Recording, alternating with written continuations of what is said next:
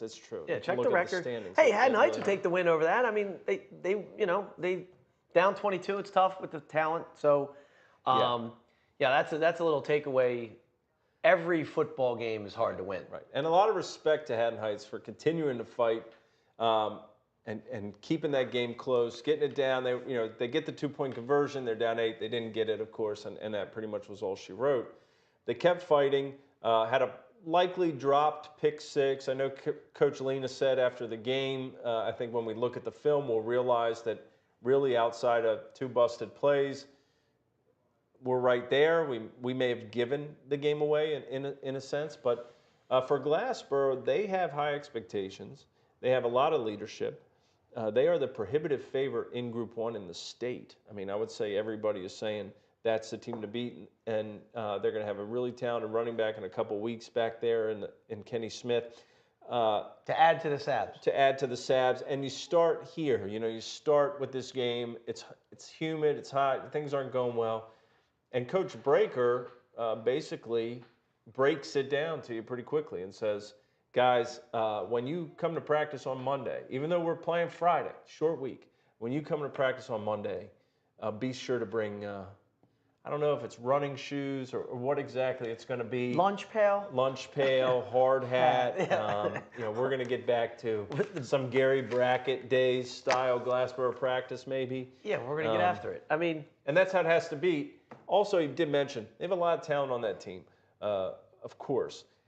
They have a great core, great nucleus, good captains and all that. But he said, on the field, he's looking for that guy to step up and be the guy that says, all right, this isn't good enough. Let's get it together. Sloppy, penalties, the whole week 1 thing. It was Heights opener as well, and I think they saw some of that too. But good game, good test for both. I think both teams will go off in their separate ways. I know Heights has an interesting schedule. They play like Northern Burlington, Moorestown. They play a lot of Burlington. I think they play Burlington Township this weekend, actually. Not the old Colonial. Yeah, exactly. Chris Lee's like, where are these teams from? They got to get some Northern Burlington. Gas vouchers. Yeah, exactly. They get to see new parts of the world. But the Garnets have a lot to build off. They should be there at the end in the playoffs. They'll be a playoff team as per usual. Chris done a great job there for Heights, and I'm sure Hassan Reddick was proud of the way they bounced back also. A lot more action to cover from the first week, Mac, or the first week. There was week 0, but this is the first full week for everybody. We're going to cover what happened last week. We're going to go over a lot of touchdowns, a lot of interesting finishes. Right after the break, we're going to have maybe one of the best finishes any of us have ever seen. We have a clip. We have our Nod of the Week is coming. Ever seen? Maybe. I mean, I'm a little older than you. Well, it's up there. Regardless, it's up there. I don't know if you've ever seen anything quite like this before. So stay tuned. Right after this, we'll be back to review last week on the South Jersey Football Frenzy Show.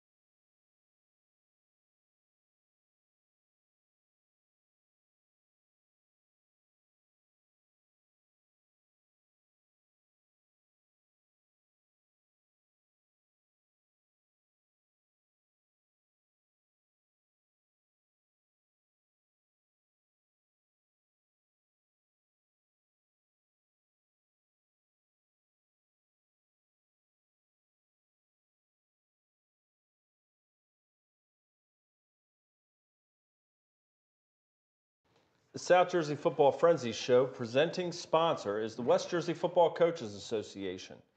The West Jersey Football Coaches Association was established to promote, improve, and unite football in South Jersey, and in less than 3 years, the association has just done that.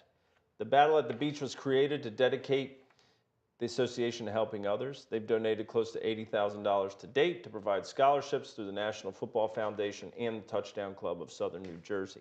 Thank you to the West Jersey Football Coaches Association for your sponsorship of the show. South Jersey Football Frenzy Show is also sponsored by SRA Home Products. South Jersey, let me tell you about my friends over at SRA Home Products. SRA has been building sunrooms, pergolas, and patio covers for over 25 years. They've built more than 9,000 projects in the Delaware Valley. I've had the opportunity to be around owner Mike Foti, and I have nothing but the best things to say about Mike and his crew. SRA is a gold accredited member of the Better Business Bureau, under the elite provider status with Home Advisor, and has racked up numerous Best of South Jersey awards in the past. They contribute to multiple sport associations and are huge supporters of Williamstown football. Find them online at srahomeproducts.com.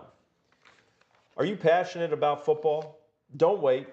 Become a part of the NJFOA South Football Officials Association and join them to officiate high school football games. With a diverse community of more than 250 members, they proudly oversee every high school football game in South Jersey, setting the standard for officiating in the state. By joining the chapter, you will become part of a team that upholds the highest standards in the game. They are more than just officials. They are advocates for sportsmanship and integrity, guardians of player safety, and champions of fair play. They offer the proper training to ensure you are ready to make the calls and uphold the values. Are you ready to put on the stripes and join the team? Visit www.njfoa-south.org and hit Join Us to register now.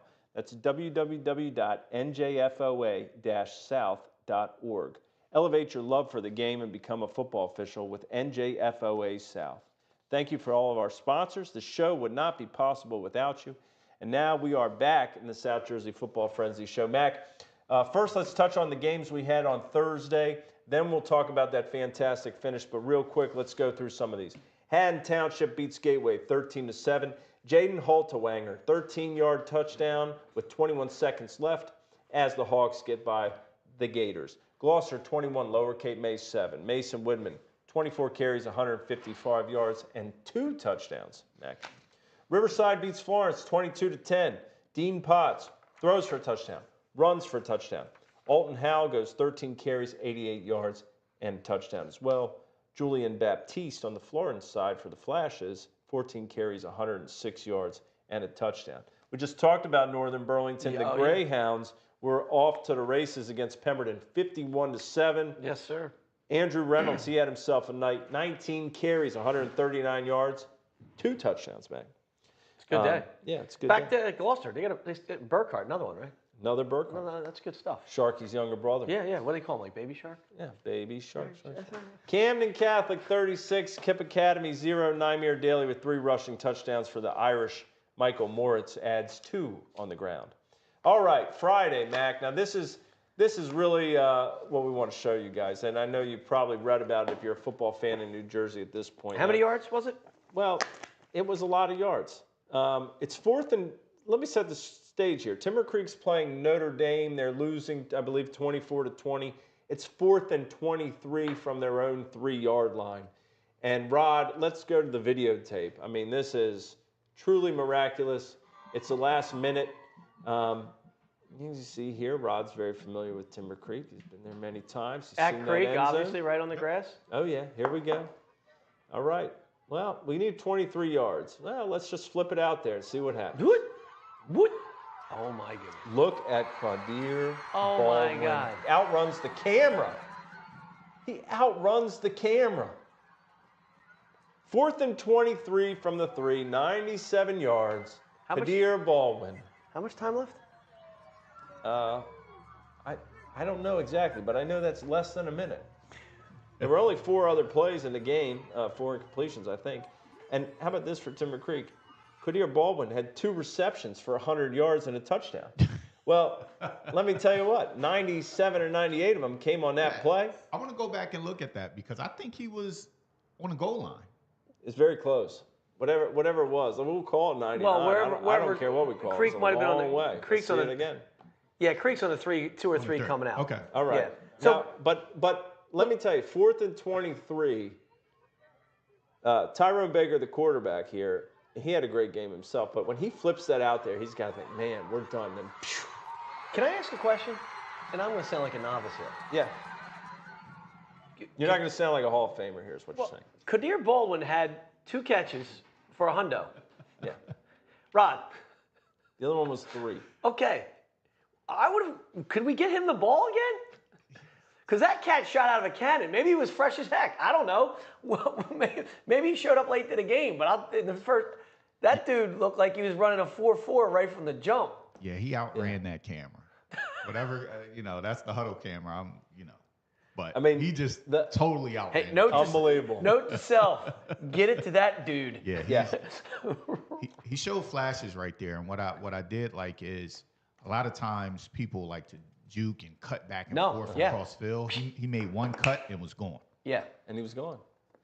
He definitely made one cut and he was gone. I can't think of a more young kids, heartbreaking way for a team to lose, and a more incredible way for a team to win. I mean, but all Notre those Dame, guys in pursuit. Right. Well, they weren't really in pursuit. I think this was the first. He was flying by them. It wasn't. They were trying to catch cars in the middle of 1:30. Here's the real question of the weekend: was that Notre Dame's worst loss of the weekend, or was it when they lost to Notre Dame? Oh, but hold on. And because they're in Mercer County, we can throw a continual digs at Notre Dame. Exactly. But look, huge play. I mean, that was just the kid just took off. And Timber Creek last year against RV had a finish that was unbelievable. Timber Creek has had, they've kind of had sorry for the pun, folks, but they've kind of had the luck of the Irish here the last couple of seasons. And a little bit of lightning. A little bit of lightning, yeah. Lightning in a bottle. Kadir Baldwin. Tyrone Baker did also carry the ball 8 times for 100 yards and ran for 2 touchdowns. 4 total touchdowns for him. Great game for him as the Chargers win that over Notre Dame 27-24. We had a big one, Mac. We talked about the parochial clash, right? St. Augustine was welcoming Paul VI. I guess not welcoming. They weren't too welcoming. Into Richland. Look, 29-0. They end up winning this game. And the most impressive thing about it, I think they gave up 26 yards in the game. I mean, this defensive front, the front 7 for St. Augustine, as good as any around South Jersey, it seems like.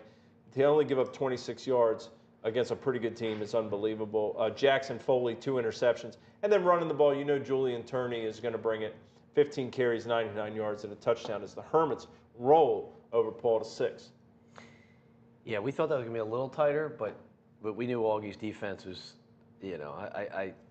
Augie's tough, obviously. Every year, they got some dudes, and not only putting up points on offense, but anytime you get a shutout, it's good stuff if you're an Augie fan. Well, I'll tell you, it is too. I mean, the Prep kicked a number of field goals in that game, I think. I don't know how many there were. It seemed like every time I checked Chris Baker's updates, it was field goal, field goal, field goal. Wow. It could have been. No one coached Lancetta. Petey's a lot more happier with the goose egg than the 29.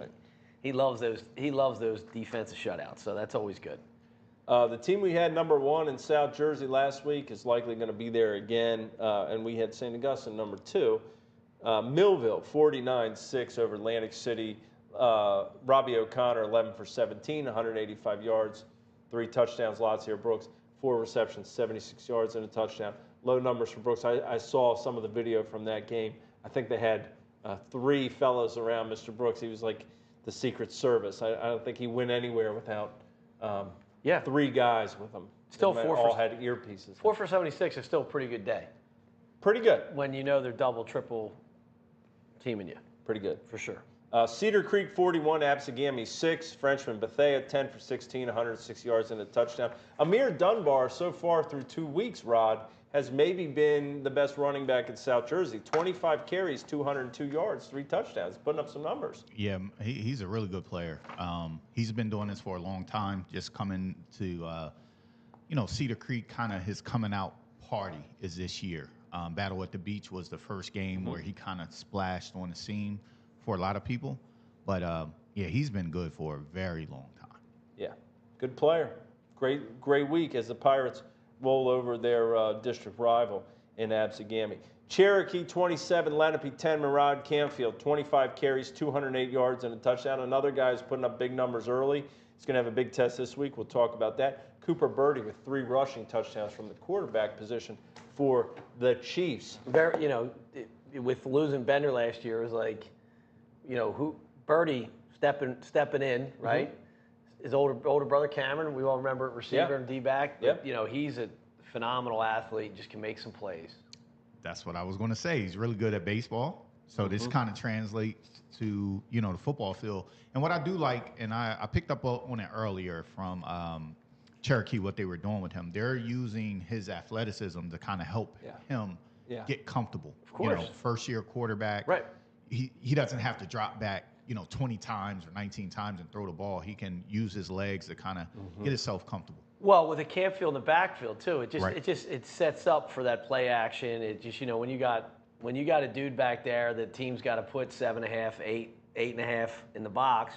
Now you can run your play action or even sprint that kid out. I'm sure Glatzy's telling him, look, you get to the edge, it's got run first, kid.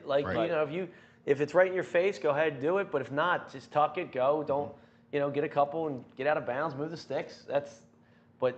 Having an athlete at a quarterback position is always a plus. It's always a help.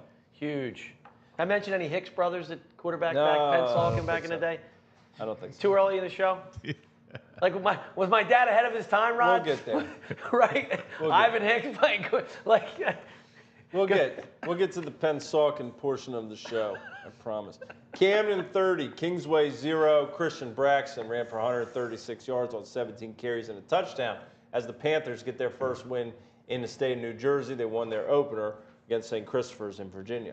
Holy Spirit made a serious statement after that opening loss to Millville. They played Oakcrest, who looked great at Battle of the Beach, and they beat them 39-0. How about Jasir Ward? Pops, 17 carries, 151 yards, 3 touchdowns. Amir Hicks, 17 carries, 121 yards, and a touchdown. Spirit defense forces 2 safeties. That's the type of line score Coach Mack wants to see. You run for 263 between 2 guys, and you force 2 safeties. I think that's well done. That's old school football. You kind of knew that Spirit. Oakcrest was in a jam there. Spirit uncharacteristically got beat the way they did against Millville. We weren't surprised that Millville beat Spirit. I think we were a little surprised on.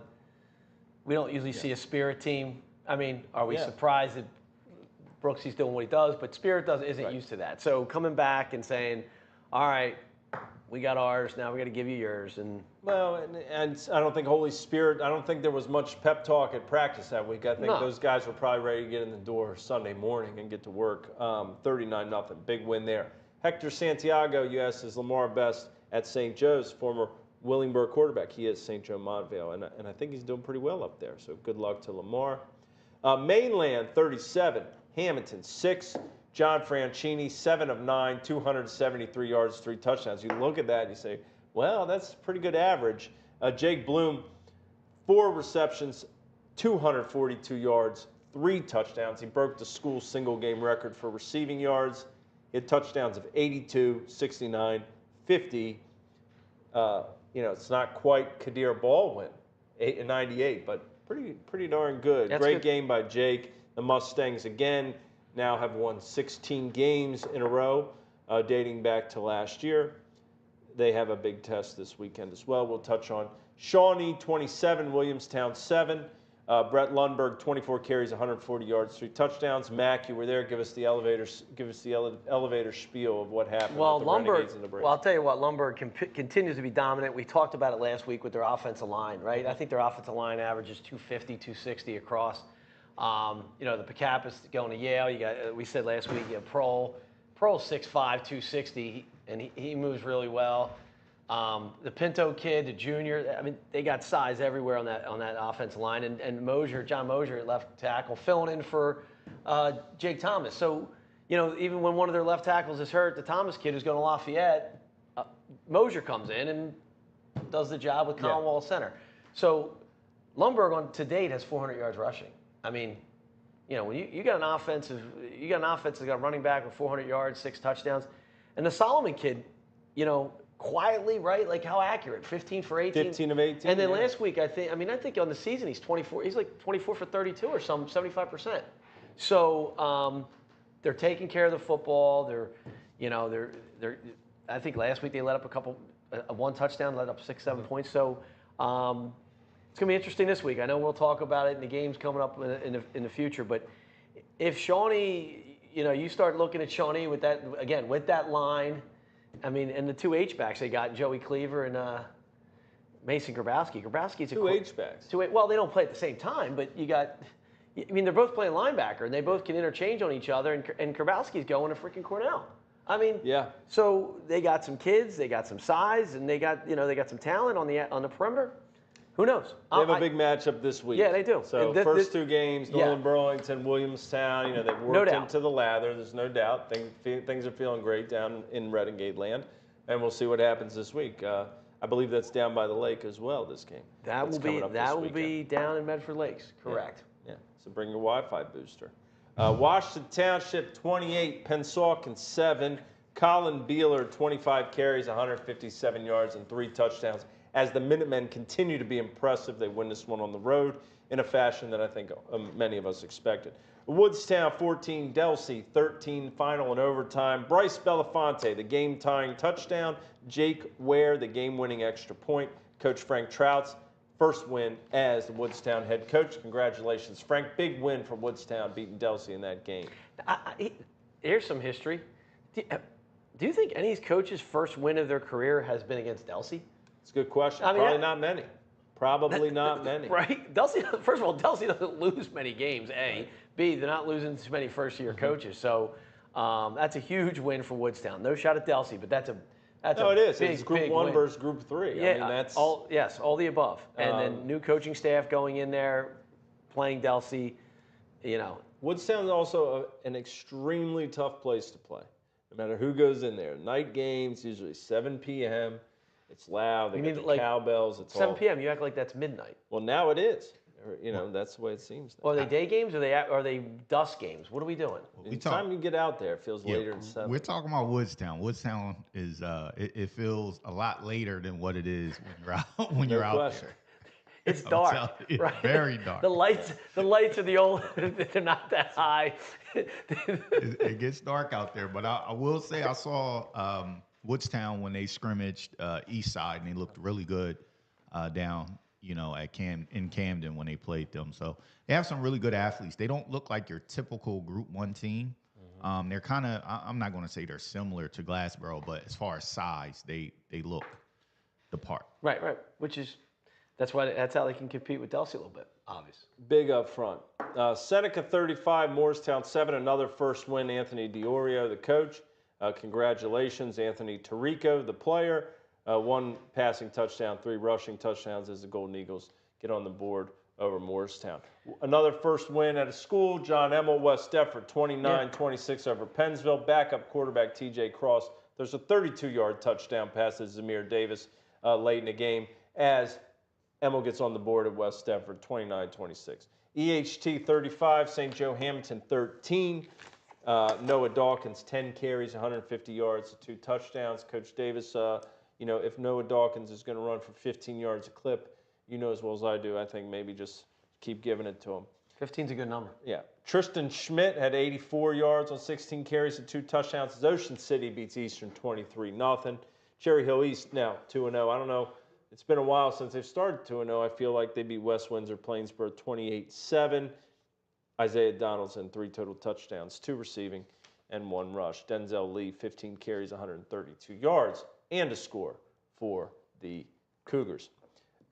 Triton 22, Middle Township 13. Jalen Morris with 183 yards on 10 carries and 2 touchdowns, 18.3 a clip. Coach Tomeo, you know what to do. Del Ram beats you. How about let's flip it. Defenses. Let's start tackling. Right now it's week 3. Yeah. All right. I know we can't tackle as much in the preseason.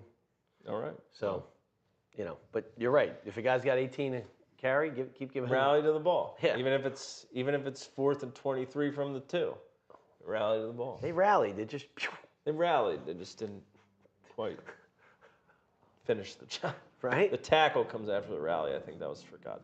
Delran 41, Ewing 7. Vinny Sacca, pass touchdown, rush touchdown for the Bears. Nick Peen, 7 carries, 91 yards, and a touchdown. And we have our not of the week, Justin Mary Jr., coming right out of halftime. This has to feel good. You're winning the game at halftime. The opening kick goes up, and Justin Mary Jr. says, you know what? Yeah. Why not? Why not? Give me that thing. Give me that. Whoop. I'm out. Look at that. Pulls away. Oh. Not of the week. Delran Bears. Justin Mary Jr.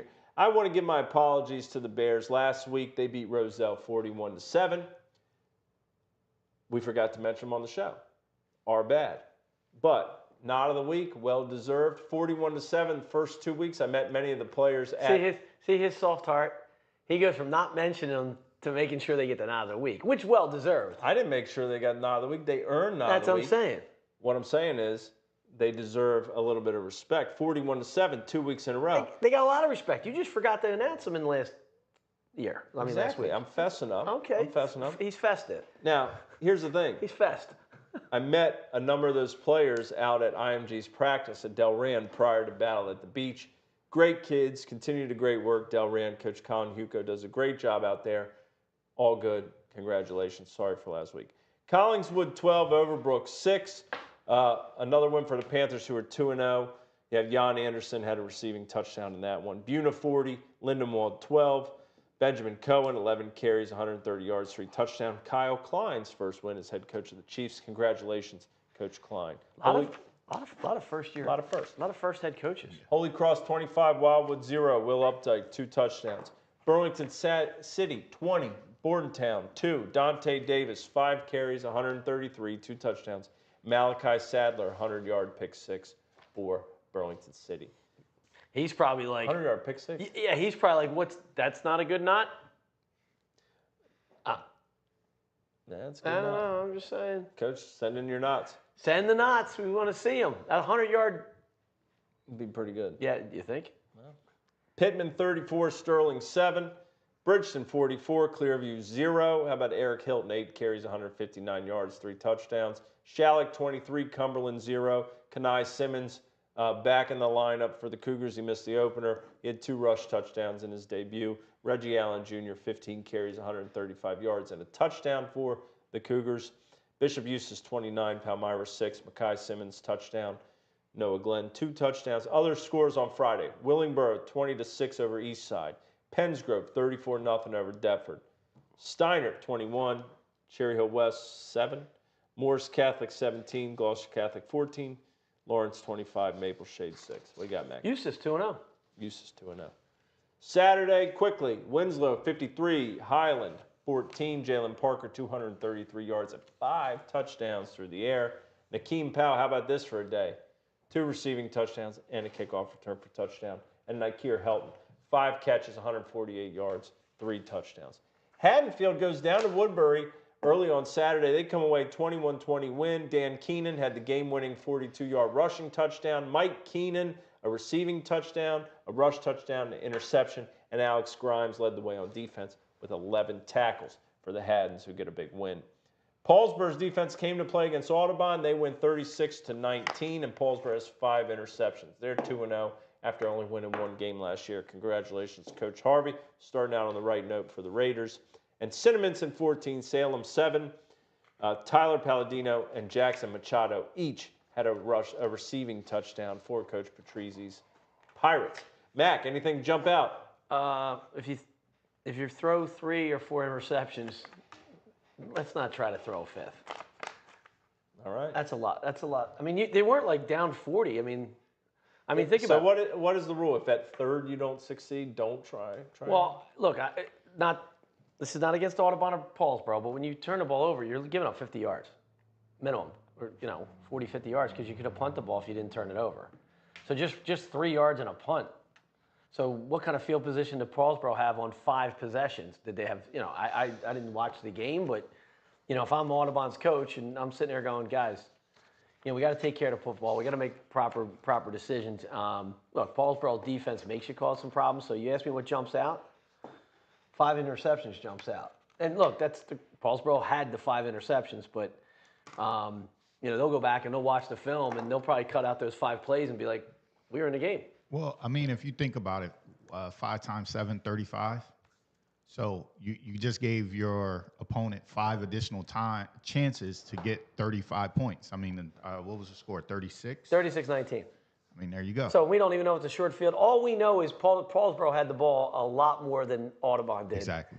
And that's we're not shooting at Audubon or Paul. We're just talking in general high school football. Yeah. You got the ball, the possession, having the football, short fields, all that stuff. We would play. Our defense was pretty good our last couple of years, and we loved kicking off. And if there was a breeze or some wind, we even loved it even better. And if the team had a punt in their hands and we had a opening drive that we were going to start on our own 50 or a good side of the 50, you sit there, and at halftime someone hands you stats and you're up 21-0. Someone's like, well, we only have 100 and some yards rush, 100 and some yards. It's like we're on short fields. Right. It's true. I was going to kind of speak to the quarterback play, right? Quarterback play is so valuable, especially in high school. Not only in high school, but in college too. Yeah. And not only in college, in the NFL. The NFL and all this stuff. So we're seeing, I don't think teams like to win ugly anymore. No. It used to be some 3-0 games, 6-0 games, and you kind of, if you're not that good passing, you would just we'll eat the ball. Yeah. We'll let the clock run out. We'll do some things that are kind of ugly. We'll muddy the waters, but we're going to get out of here with a win.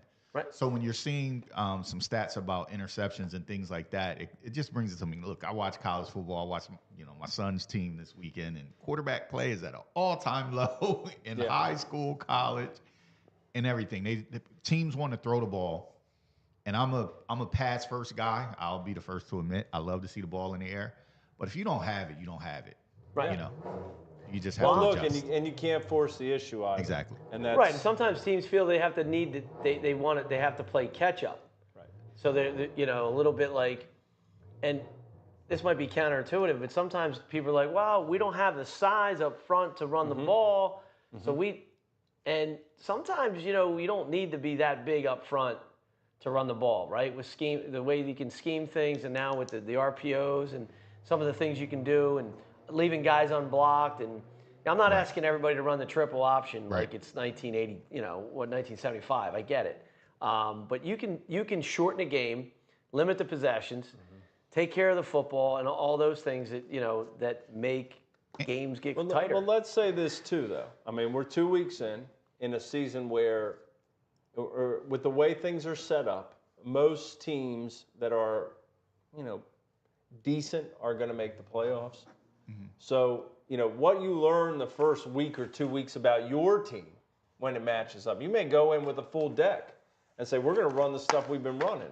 After 2 weeks, you may say, we need to start thinking a little bit differently if we need to cobble together some wins. And that's part of the evolution process too. That's why at the end of the season, you're looking at these games get tougher, it starts getting colder, you're running the ball, you're playing field position. Week 1, week 2, it's, hey, let's go. See what we have, but 1 or 2 losses ain't gonna knock you out. That is true. It's not the BCS. No, it's not, and it's not 10 years ago. I understand, but if you watch, the former Florida State fans, because there's a lot of former Florida State fans out there, right? Former Florida State fans, right? Yeah, because 2 losses knocked them out. No. I'm talking about the fact that Boston College and Georgia Tech did to them like it was 1985. Right. 95. Well, hey man, look, when those guys are in the portal, somebody told them they were gonna get to do what they wanted to do. I think a lot of that too. I mean, you're speaking of Florida State. What I see on Florida State is effort, and when I see at some of these games, it's effort, right? Good defensive teams are that good because the players are giving that effort. Offense, it takes a little bit more. I'll admit it takes a little more with the schemes and different things that you have to do. But just give me effort, man. We just can't let dudes run 96 yards. Can you read that? NIL? 3 letters, NIL. Like, it used to be they were playing for their lives in college because you play for that was your job interview. Like, you wanted to play on the big stage on Sundays, you had to have the job interview on Saturdays and whatever. Now, if someone, what's the payroll at Florida State? We used to wink, wink, what's the payroll at such and such? Now, what is the payroll at Florida State? I mean, I do know some payrolls that.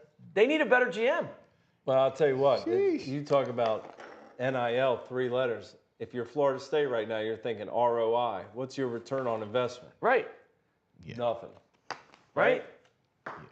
You get, But yeah. but you but point to the effort, Rod. If you get the bag in July and someone's telling you to run your sprints and get in the weight room and do all this and that, you're like, I get it, but a part of the NIL is you're getting that to do what you're good at, right? So yeah, but some of them are getting paid to do But what they're that's- good at but before that's- they've done it it's to be really good no at. different You're right. than They're getting paid early. it all They're handing depends on the athlete. They're handing 18 It's and that- 19-year-olds the bag, and they haven't done anything yet. They played against high school kids. But it's that way in the pros too. no, they've done it. No. But I'm talking about the big contract. in They've the done pros. it. Right. There's guys who get the big contract, and guess what they do? Man, they might never. They come in overweight, Yeah, whatever, and there's others that get better and better. It's Exactly. all about personal motivation, internal combustion. we're man. bringing up the NIL, and that is some of these guys are getting money that we couldn't have dreamed of, especially being an 18 or 19-year-old Right. in college. Mm-hmm. So the motivation for some people is to get to the NFL, to get the bag and all of that stuff. Some kids, once they get a taste of, I'll throw a round number out there, I'll say $100,000. That's a lot of money to get as a 17, 18, 19-year-old in college. Yeah. And just the mental part of that, of still putting things into context of what you need to do to continue that. Yeah. But Well, it's- that's a hard lesson to learn. Right. But it's and then also- guess what? They're going to learn it one time. You got $100,000, and guess Right. what? In 4 years, what are you doing? And where's that $100,000? Well, if you continue to play well, you'll get another 100, and you'll Right. get more than 100, Correct. and you get more than 100. Correct, but they don't think they're not. Some are not thinking about that now. Okay, some, but some think going in that they want to go to the NFL, right? So a lot of the guys go to college for the opportunity to go to the NFL. Right. I'm talking about the Florida States, yeah. Florida, The Power things like Five. that. So once you go there and you get the money, it's kind of like you got to reboot. Right. Because some of those guys think that's the bag and that's the.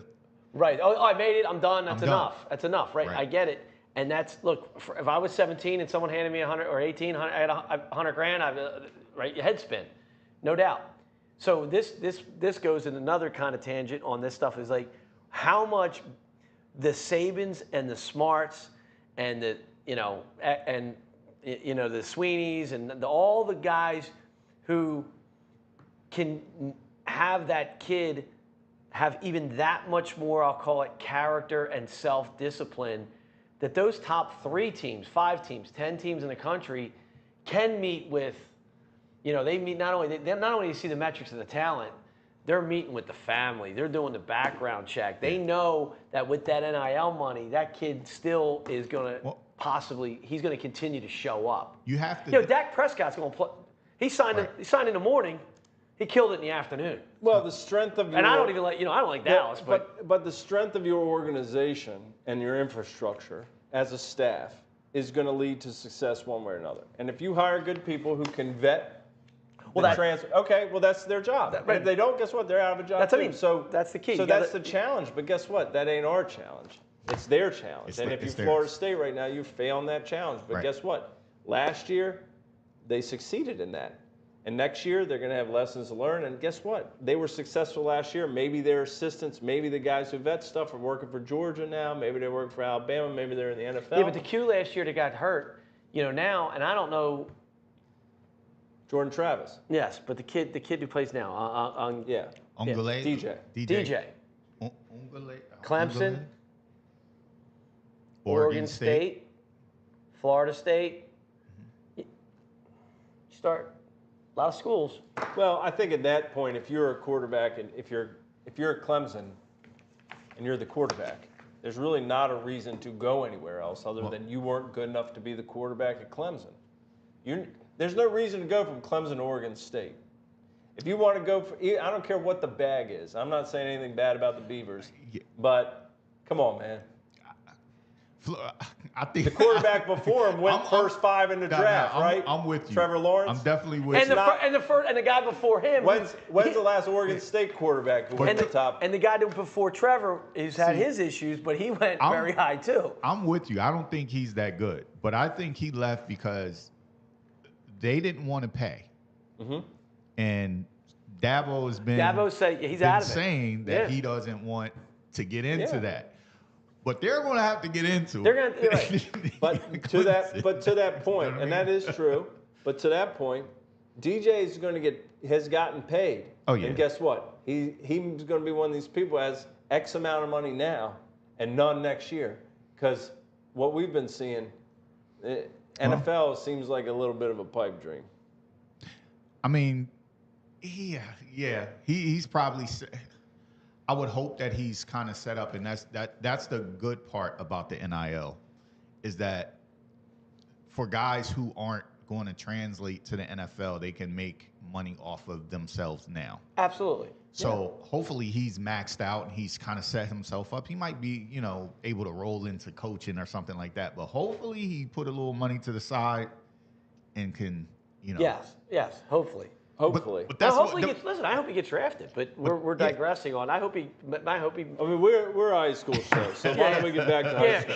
And we started this talking had nothing to do with how many pass attempts in we started Audubon Pauls. That's what we started talking about. Pass attempts in the Audubon Pauls. But no, I mean, we're talking about the NIL, but that is a topic of conversation that high school players are having now with the college coaches. So in some way, it is still a little high schoolish. But my buddy of mine was at Michigan State on recruiting trips, and people are bringing agents. Yeah. Well, I mean, that's life now. But that is life now. But it's not our life. I'm not shooing it away. We might get an NIL. Right. Can we get one? Yeah. Where's our NIL money? Note out there. You need to be able to play the game well. Right. If you work hard, if you play the game and work hard, and that's your drive is to be the best you can be at the game, a lot of the stuff's going to take care of itself. Yeah, that's what sure. Correct. In any profession. We got a lot of action to talk about coming up next week. After that, we're going to have Game of the Week, Best 11 rankings. Sit tight. We'll be right back. The South Jersey Football Frenzy Show.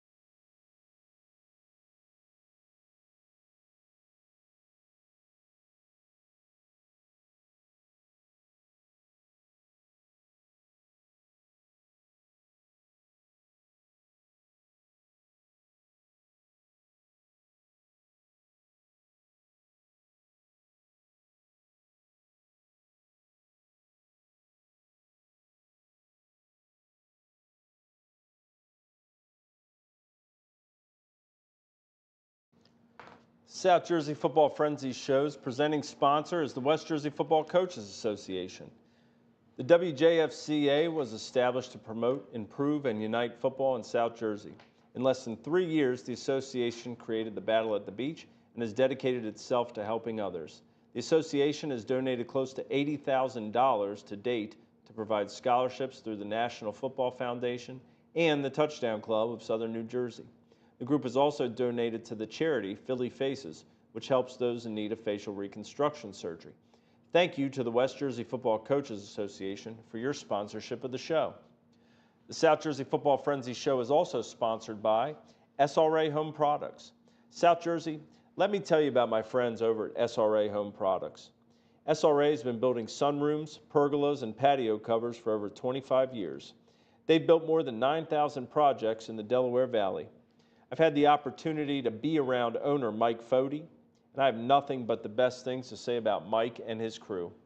SRA is a gold accredited member of the Better Business Bureau, under the elite provider status with Home Advisor, and they've racked up a number of Best of South Jersey awards in the past. They contribute to multiple sport associations and are huge supporters of Williamstown football. Find them online at srahomeproducts.com. Are you passionate about football? Don't wait.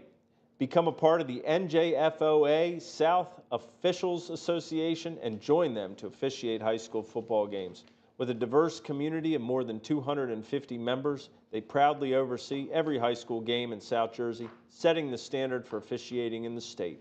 By joining NJFOA South, you will become part of a team that upholds the highest standards in the game. They are more than just officials. They are advocates for sportsmanship and integrity, guardians of player safety, and champions of fair play. They offer the proper training to ensure you are ready to make the calls and uphold those values. Are you ready to put on the stripes and join the team? Visit www.njfoa-south.org and hit Join Us to register now. That's www.njfoa-south.org and hit Join Us to register now. All right, Mac, we've got a weekend preview ahead here. We got some games. We're going to run down the list here. Thursday, 6 p.m. If you're into Thursday games, you want to see some, here's the three that you got. Bishop Eustace at Lindenwold at 6, Pemberton at Burlington City at 6, and Middle Township and Lower Cape May, if you're still down the shore, if you're finishing extended summer, Middle Township and Lower Cape May, 6 p.m. at Lower Cape May. Friday at 6 p.m., here's one for the record books. Cherry Hill East will play their first game under the lights this Friday at 6 p.m. when they host Triton. What's that face for, man? Well, I didn't know it was the first one under the lights. I knew I had the new field back there, but I didn't realize they hadn't gotten the lights yet. Yeah, the lights are in. Cool, good for them. Go Cougars. Mustangs at Cougars, first game under the lights for Cherry Hill East. Timber Creek at Delsea, saw the miraculous win for Timber Creek in the beginning of the show. If you didn't, be sure to go back and watch that video of Kadir Baldwin's 97, 98-yard touchdown catch. The miracle against Notre Dame. Kingsway had no such miracle as they lost 30-0 to Camden at home. Certainly they're going to be ready for a bounce back. They're going to be at home again. Timber Creek comes in. That should be a good one. Delsea, another team that's kind of licking their chops after last week, the 1-point loss in overtime at Woodstown. Things don't get any easier for the Crusaders as they go to Washington Township.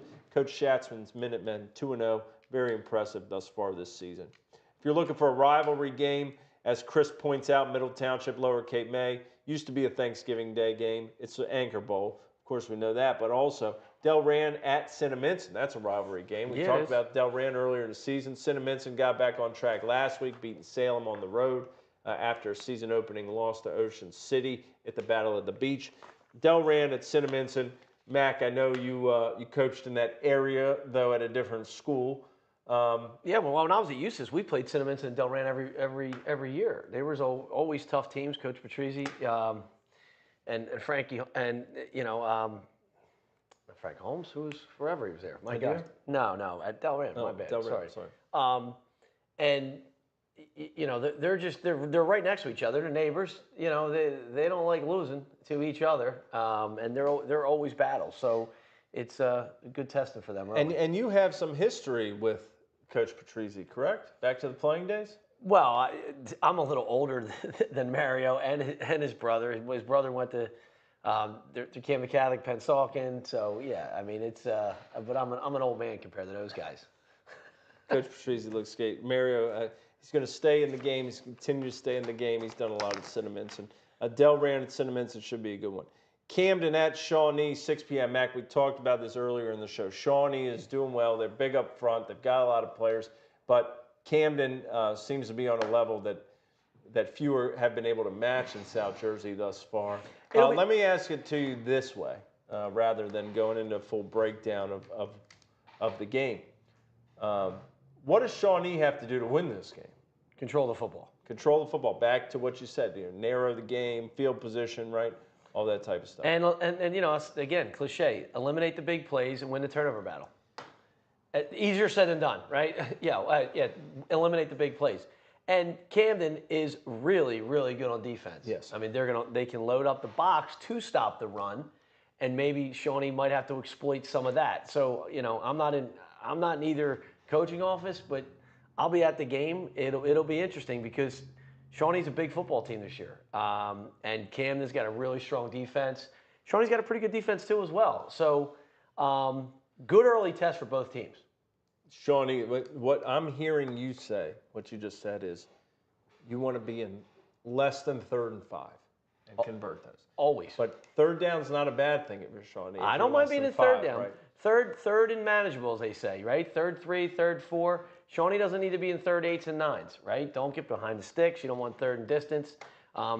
If you're Shawnee, the flip field, make it a lengthy field, et cetera, et cetera.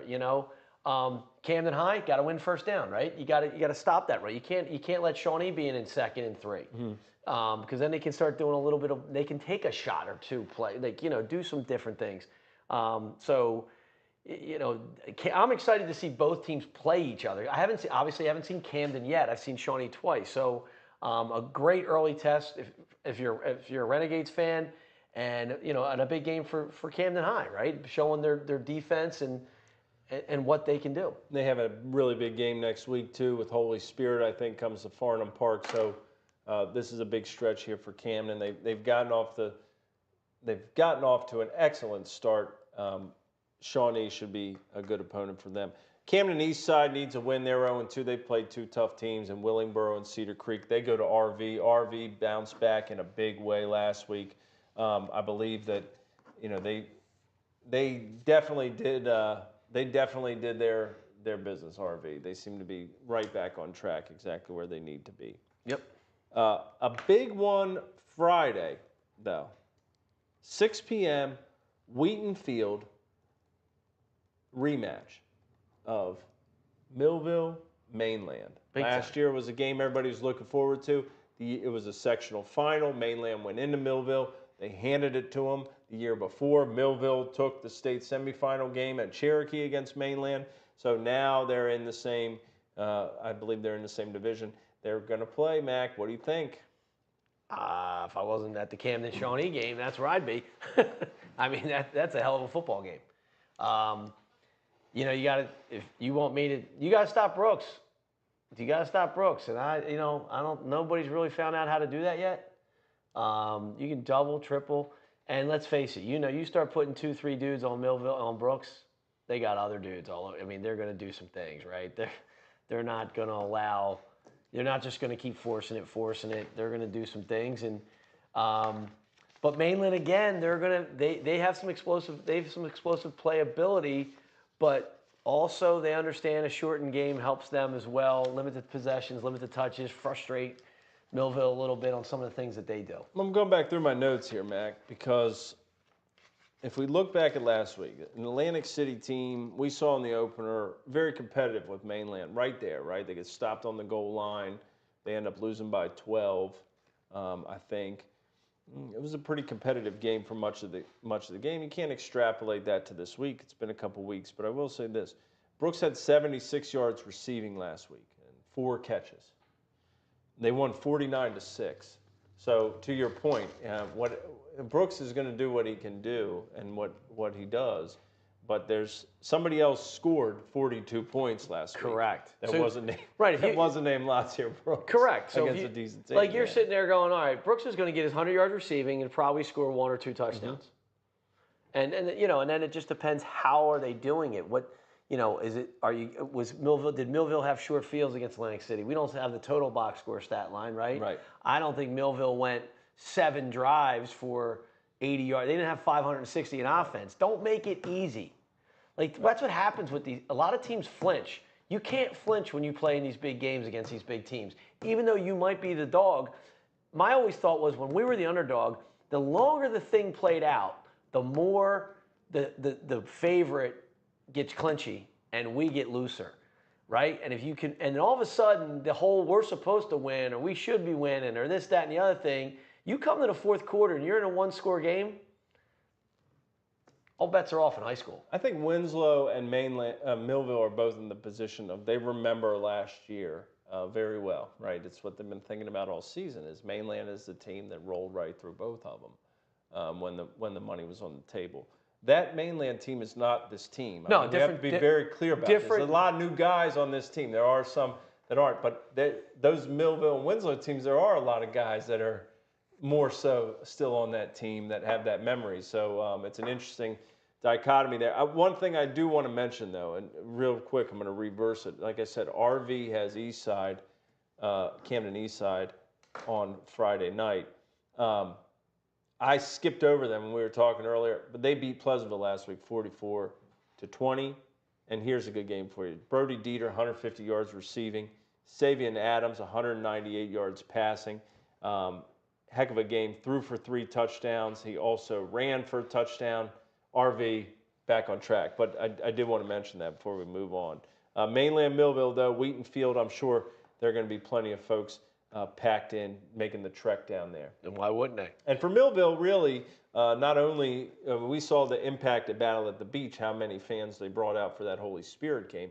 But if anybody out there, if your team isn't quite as good as you thought or you don't have a team, just go watch Millville play every week because look at who they're playing every week. I mean, you got to see Ice Cup last week. You got Mainland. You're going to have Winslow. You're going to have Cherokee. You're going to have St. Augustine. I mean, you could see all the best teams in South Jersey in that division for the most part. So Millville's got to wake up every day, right? They got to practice, play, and show up every day because they got the target on their back. And the young Millville team of 2-3 years ago is now the mature, right? I mean, it's high school. You're always losing kids, but Millville's got the target. It's going to be a good one. It's got 2 of our top 5 teams. 7 p.m. on Friday, Shalleck at Woodstown. It's a big game in Group 1. Woodstown had that big win last week. Shalleck dropped the opener in that blowout to Cedar Grove, but now they have their star, Kenai Simmons, back. So that's a big game for Shalleck. That's at 7 p.m. at Woodstown. EHT and Bridgeton, 2 teams. I don't know if a lot of folks would say they would expect them to be 2-0 after 2 weeks if you polled people before the season, but they both played really well. Bridgeton's come a long way. One of them will be 3-0 after Friday night at 7 p.m. EHT at Bridgeton. And in Group 2, 2 teams that are always there. And granted, we know Kenny Scott is now in at Willingboro where Steve Everett was. But Willingboro at Haddonfield, 7 p.m. That's a big game and will probably be notable also when it comes down to playoff times and looking at the seeds. Yes, Ron? Both of them are 2-0, right? Yes, I think so. That's a good game. It's a great game. And at Haddonfield. Yeah. A great environment, just different to go there. Speaking of Coach Everett, his Burlington Township Falcons are headed to Haddon Heights, like I mentioned earlier. Chris Lena and company will welcome Burlington Township in a matchup that not many would expect to have seen in terms of scheduling. But here we are, the Falcons in the Garden. It's 11 a.m. Saturday. I did want to mention, too, they had a ceremony at the game last week. It's 100 years that Haddon Heights has been in that building as a high school. They're celebrating that this year. Pretty neat. Salem at Woodbury, 11 a.m. Saturday as well. And at noon on Saturday, here's an interesting one. You got Glassboro at Pennsgrove. Pennsgrove coach Mark Macarone, of course, he brought home a lot of hardware for Glassboro, so that'll be an interesting one. I think you got Glassboro coming off the loss that they had or the win that they treated like a loss last week. Coach Breaker said before the game, guys, after the game, he says, he says, for other teams, this is a moral victory. For us, this is a moral loss. It's the first time I've ever heard that. This is a moral loss. But does that mean that means you won and played crappy or bad? Yeah. Moral loss. Yeah. No, Coach Breaker, I love you. You won. You won. But Troy Rod, you won. Hey, Timmy and the Cowboy Hat are going to head down to Pennsgrove, noon kick. Always an interesting time down there, and I know Coach Macarone will be will be excited to face his old school as well. Mac, I think we're just going to roll right into game of the week. What do you think? You're the barber, Trib. All right, game of the week. Well, this is a good one. I tell you, last year it's the game of the week. Yeah, it is the game of the week, Mac. It's a good one. Last year, this game had a little bit. We'll tie this back to the beginning of the show. It had a little bit of a baseball score, 3-0. Yep. Could be similar this year, but we don't know. We'll find out on Friday night at 6 p.m. at the Bowl. Cherokee welcomes in St. Augustine. Cherokee, you look at what they've done early. They've been very dominant. They got some big guys up front, Dylan Grau, Chris Therien. And St. Augustine's front seven, as Chris Baker was saying here in the comments, Damari Simeon is one of the best around. He's got power. I think he's got Power 5 offers up and down rod. Defensive tackle, does a little bit of everything. That defense is year in, year out very good. It's going to be a lot of running the ball. There's going to be a lot of stopping the run. To your point earlier, Mac, field position could probably play a big deal. 3-0 last year, and there were only 2 turnovers. So when you say only, do you say that's not a lot? For a 3-0 game? Yeah, but you're talking Glatzy with 2 of the best programs in South Jersey. But you're talking Glatzy and Lancetta. They're both defensive freaks. And no. But here's the other point. The game was played between the 40s in a fist fight. Here's the other point, though, Matt. It's like that. Both programs always have good special teams. No doubt. 6-3, 9-6. That's what. So I didn't go to the game, but something tells me between the 40s they were just smashing each other's heads in, right? And nobody was flinching, and nobody wanted to take a shot or take a chance. And it was bang punt, and then boom, got a couple yards. We're in field goal range, kick a field goal, done. Now some people think that's boring. I think that's a pretty fun game. That means that's you have 2 really good football teams going at it with each other, like the old school LSU Alabama 10-7 type stuff. Now. Or Lenape RV 10-7. Yeah, I mean, they're fun games, right? But here's the deal. It's these things are going to come back to the field position, to who has the turnovers, the kicking game, punt ball, flip field, et cetera, et cetera. Well, I think it's going to be – I just think it's going to be great to see probably our best lines up front, or not – I would throw Millville in there as well. I think they're very good up front. But Cherokee is huge. And I know Prep is even bigger than everybody else. So to see those 2, if you're a fan of the play in the trenches, which I know a lot of you out there are, you played the position in high school, you may have played it in college, you like watching that up front, you like watching, Mekhi Becton pancake a guy at the second level, or you like watching Jalen Carter toss somebody around a defensive tackle. Road grading game, right? Is that what you're talking? Road grading. Now, here's the question. What's Cherokee worth? Like, we say, hypothetically, if there's betting on high school games. I mean, we know it doesn't exist. But if home field advantage in the big boys is 3 points, what's it in high school at Cherokee? Is it worth 5, 6, 7? Is it a touchdown at the Bowl? I think traditionally I would say 7, but for Prep I would say 0, because Prep has played Prep has played everywhere. It's like Alabama. LSU doesn't get 7 points when Alabama comes to town. No, I'm not. Well, right? That just shows you how good baby Alabama is when Alabama goes to LSU. Well, right. I would have said Alabama would have beat them by 7 more if they were at their joint. When Vanderbilt comes to LSU, it's a different story. Well, what I'm saying is the game's at Cherokee. Yes. And I think on paper we'd say that Augie's the better team. On paper. We have them ranked higher. Okay, so we're on paper. On this paper. On paper. But it's at the Bowl. Something about that place. Something about that place.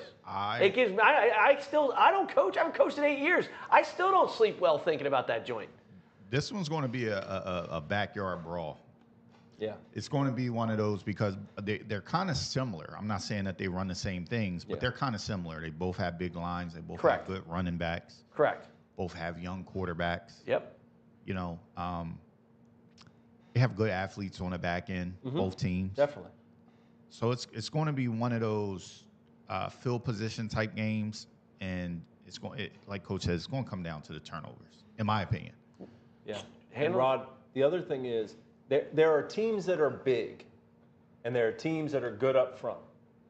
But these are programs and coaches that pride themselves on being big and good up front. Oh, they're squad. Like that's They're squatting. They didn't just happen to have 5 guys come in who are good up front, and then this year we could be every year. This is where we build inside out, and we take off. That's what we hang our hat on. These guys got. That's what you love to see. These guys got hamstrings, right? You can see it's not. They just don't have the front thighs. They got the back of the thigh, the back of the leg. They got some butts. And they both start off slow, so from watching them, they're not coming out with the haymaker. Right. They're kind of going to punch on each other and kind of fill each other out to see who could Traditionally, we're setting up this body blow. This goes to decision. Right? If we go to the judges. Yeah. Now, what I'm trying to do is get Shawnee moved to like maybe 7:30, and then I could see this game because this game's gonna be over now in 15 minutes. I can maybe see I can see this game and then bump over, drive to Medford Lakes and catch that Shawnee. I'm kidding. Shawnee Camden 6 o'clock. So is this one. Mm-hmm. But this will be over before dark. Yep. It might not be dark out when this game's over. Yeah, I mean it's going quick. From watching it too. It's going to be that way. It's going to be a fast-paced game. I don't get the. I'm not saying that Prep can't make a big play, but that's not what they're built on. No doubt, but here's the deal too. When Power squirts, you'll see. So Campfield, like everybody thinks, Power. Power's not a. That backside A gap's the home run. When Campfield bumps the backside A gap and goes 70 on a Power, don't be surprised. Like I'm not. But here's the thing: the guy on the other side. Filling run fit, P.U. Lancetta, they're going to have their run fits down. The backside A gap's not going to be sitting wide open like it is 90% of the time when Cherokee plays things and plays teams. Well, when we talked earlier about some of these running back stats, guys are going to be in the right place on Friday night. Correct. They're wearing navy blue and they're wearing orange. And guess what? Being in the right place still might not be enough with Campfield and Turney, 2 of the best backs in South Jersey. This is definitely worthy of being game of the week. How many carries Campfield get? In this game? Yep. 25. Oh! Easy. I'm going 25. I was saying 22, but okay. How about Turney? Turney gets 18? 28. More. Oh. Yeah. You think maybe 34. Petey just feeds it like that? I think that's the way that this game is going to be won. Just for me watching both teams. I'm just watching them. I was thinking Campfield was going to touch it a little more, but all right. But he can also touch it in a screen game too. So yeah. I'm counting that too. In the what game? The screen game. Oh yeah, well. Pass game. Yeah. I get it. You're gonna say long. You're gonna say long handoff to me. Do not say long handoff to me. We'll be here till 10 o'clock tonight. Long handoff. Oh, coach, it's just a long handoff. It's just a long handoff. The bubble screen's a long handoff. We're not going to be here till 10. We're not going to be here much longer. But St. Augustine at Cherokee is the game of the week, 6 p.m. I will be there. Can't wait to see that one. Listen, if you're north of 130, go to that game. If you're south of, or not 130, 42. If you're north of 42, go to there. If you're south of 42, go to Mainland Millville. That's if you have no affiliations. If you got affiliations, go support your local teams. Exactly. Walter Hurd says he's late to the game, but that's okay. We know daylight runs a little bit longer here in the beginning of the season. You can go back and watch the show here. You can go on YouTube, and also the audio will be on Spotify. Be sure to share it out. Best 11 rankings. Let's get to it. Not a whole lot of movement last week. We went through some of our top teams. I think many of them won. Only team that drops out this week is Paul to 6. And we need somebody to fill the spot. So at number 11, the new entry into the best 11 is Willingboro. After they beat Camden Eastside, they go to Haddonfield this week. That'll be a good test for Coach Scott and company. At number 10, Glassboro stays where they were. I think they have some work to do. Obviously, they have a high hopes. We talked about that. We talked about Coach Breaker's dissatisfaction with the way that they performed. And they have, some talent coming in too. But got to get better. They are at Penns Grove on Saturday. Cedar Creek is number 9. They move up. Holy Spirit, number 8. Big win last week over Oakcrest. They got a big one coming up next week in Camden. Holy Spirit at number 8. Cherokee, we talked about them. I'll see them on Friday night as they host St. Augustine in the game of the week. They are number 7. Number 6, Camden heads to Shawnee. A big win last week, 30-0 over Kingsway. Washington Township went to Pensacola and won 28-7. They welcome Delsea on Friday night. Washington Township is number 5. Mainland heads to Millville. Big game, one of the biggest it's tough to pick a game of the week with this division. It's as good as it gets in public football, or outside of the Big North Conference, I think. It's about as good as it gets. So Mainland at number 4, Winslow Township at number 3. They rolled past Highland last week. They scored 50. Nakeem Powell, one of the best players in South Jersey. One of my favorite players to watch in South Jersey. Keep an eye on him all season for the Eagles. Number 2, St. Augustine. They shut out Paul VI. They gave up less than 30 yards of offense. They go to the bowl in the game of the week. They are number 2. And number 1 is Millville, who beat Atlantic City 49-6 so far this season. I don't know, it's 49 plus 35. What's that? 84-6 their first 2 games against Holy Spirit and Atlantic City. I don't know if they, do a number on Mainland, which I'm not saying they will, but if they do, I don't think they're going to be welcome down in that area of South Jersey anymore after those 3. So, Rod, this weekend, we got a 1-4, we got a 2-7, and we got a 6 Camden High versus almost making the top 11, Shawnee. And Williamsburg Haddonfield. And Williamsburg Haddonfield. That's like 11. Haddonfield's probably 12-13. Like you have 11-13. Got some good South Jersey football games this week. Great South Jersey. Not good, great South Jersey football games. Great's that word. It's like, that's used a lot. It is, but this is great. And really good. Can we really good? Season is starting Rod, to turn into the season. Can we say really good? It's really good considering where we are. It's the reset. I mean, we had a lot of quarterbacks and coaches changing, different things happening in the atmosphere of the South Jersey football world. Yeah.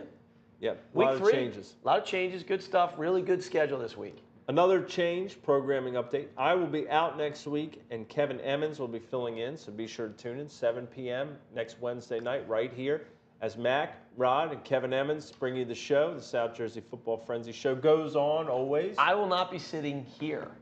No, you will I'm still here. Over there. Because I don't know how to work any of that, Rod. You'll stay right there. Right here. And with my soapbox. Yeah. Thank you to Rod Self and his company, D2 Sports Network. He is the one who gets it all going here. Studio B, it's about as perfect and beautiful as you would need if you have podcasting needs. You need to do a show, any type of photos, anything, contact Rod. He is your man. Studio B, D2 Sports Network, great stuff. Again, thank you to Sully, sjglorydays.com. Thank you to all of you for watching. Continue to promote the show, share it out, send it to your friends. We're happy to bring it to you every week. It is truly what we love to do. And also, I'd be remiss if I didn't mention, today is the anniversary, 9/11. You got the stripes, I've got the stars. And, never forget, it completely... I was thinking about today, 23 years ago, and if you were age 10 or above, you will never forget where you were, when it happened in that process, and it changed how everybody... See a lot of memorials today on a lot of heroics that happened, friends that were involved, and we all have stories because it affected so many people. And it's as they say, never forget. Never forget. Thank you all for watching. On that note, we will wish you adieu, and we will see you next week here at the South Jersey Football Frenzy Show. Go Birds. Go Phils. Go Birds. Go Phils.